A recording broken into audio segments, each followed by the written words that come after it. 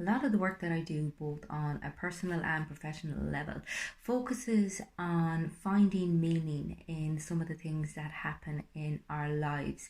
And whilst it's very much a spiritual concept, it has so many practical applications also. However, that being said, finding meaning is not about bypassing your experience or the emotions that go with it. I think oftentimes when people come to do this type of work, they are just looking to escape the feelings that come with their suffering, with their pain. They don't want to feel the sadness, they don't want to feel the grief or the loss or the anger.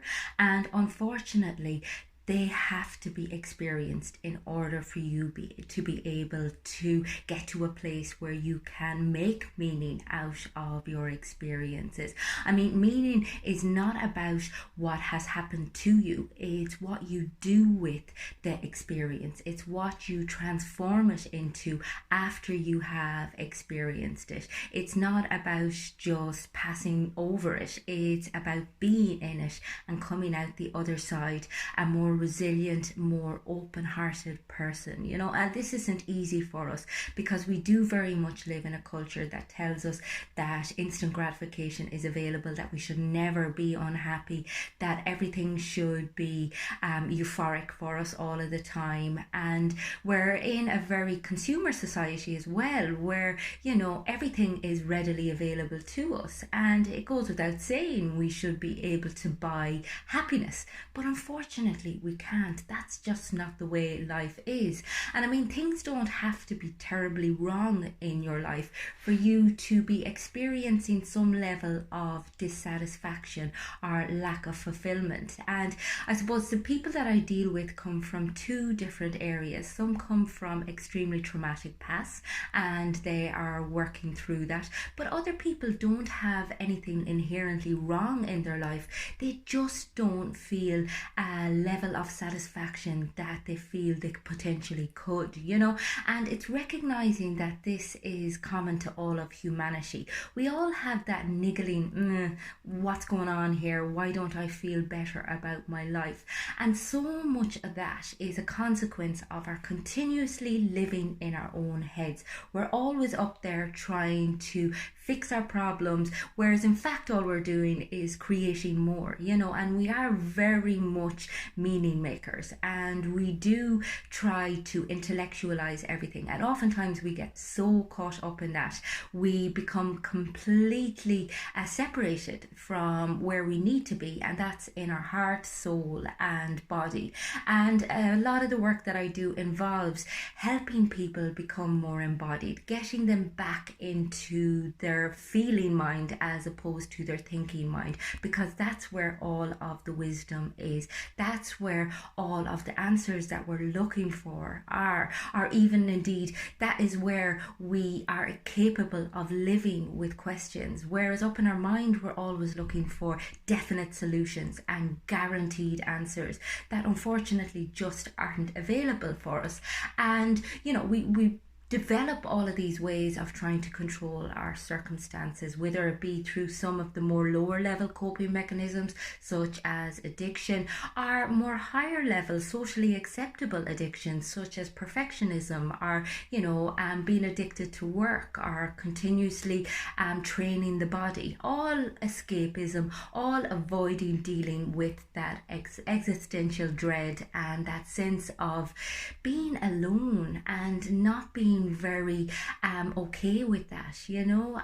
Ultimately we all have that sense of, okay, nobody understands me, and oftentimes that stems from us not understanding ourselves, or not being able to sit with who we are, or not being in touch with our authentic true self.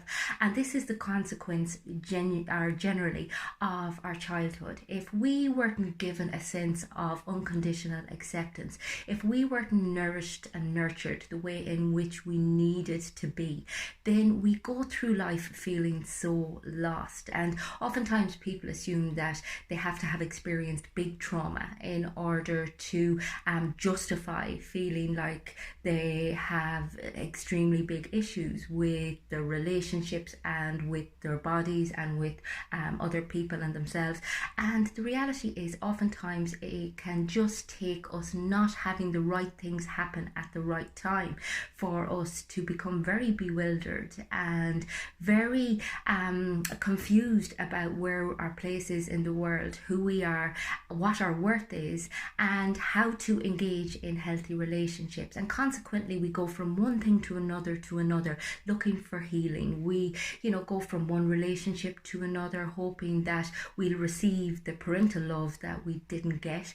We go from one addiction to another. We buy things. We, change our bodies. We try to change who we are. We present ourselves differently to the world, and in the hope that we're going to get that sense of acceptance that really just needs to come from within.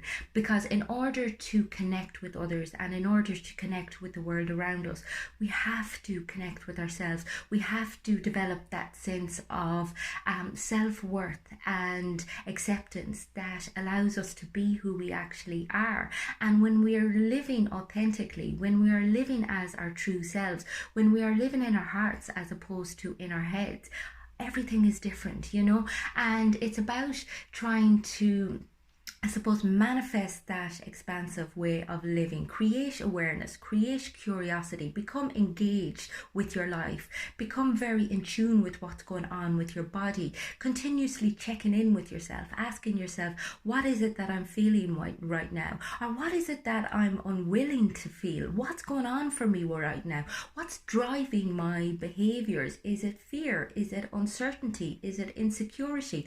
What is it that I'm avoiding dealing with? What patterns am I repeating over and over? And what is it that I need to feel in order for my life to be a more satisfactory place? And the more we get to those questions, and not necessarily find the answers, but at least apply a level of curiosity to them, recognize what it is that's going on for us, and then really bring ourselves down into the body, try to really sense what it is that we're feeling at a very visceral level, as opposed to trying to intellectualize what our experience is. And really get in touch with our inner true self, really get in touch with the child inside, and try to parent them and bring them through to a place where they feel safe and recognized and accepted and valid.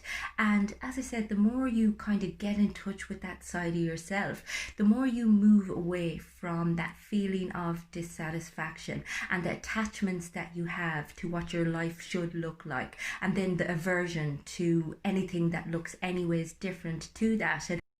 And again, that's very much along the lines of, the Buddhist Four Noble Truths. And it's basically the conflict between that attachment and aversion that keeps us in that state of just things not being quite right.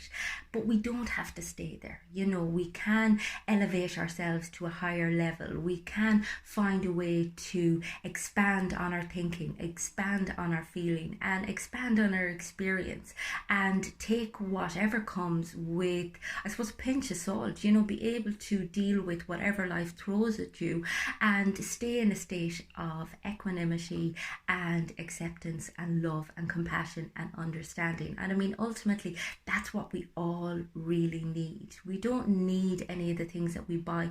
We don't need to look any different.